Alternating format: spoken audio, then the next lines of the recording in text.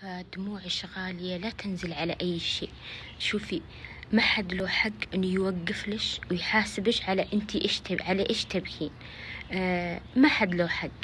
بس ودي يعني تشوفون كمية التعليقات اللي تقول الموت أفقدني أهلي، الموت أو مرض أو شيء كبير يا بنات، هي اللي نزلي دموعش علشانها، في على أهلش، على صحتش، على أكثر تعليق اللي أثر فيني وليت إني ما قريته.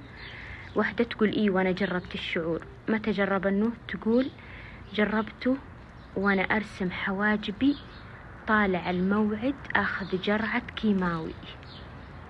هي بالله كذا قارنوا بينها وبين اللي تبكي عشان شخص تركها. يعني ما أستصغر مشاعركم، بس زي ما قلت لكم في شيء أكبر. دموعش غالية لا تنزل على أي شيء. بعدها صدقيني بتهون أنتي مصيبتش، بتحسين إنها ولا شيء، إنها ولا شيء قدام الموقف ذا. المهم يا رب تكون سنة خير علي وعليكم يا رب، وبعدها دموعنا ما تنزل على أي حاجة. وكل عام وأنتم بصحة وسلامة وعافية وطمأنينة يا رب. الأشياء اللي ما قدرنا نحققها في ذاك السنة تكون هذه سنة التجليات، سنة الخير، سنة القفزة القوية زي ما يقولون.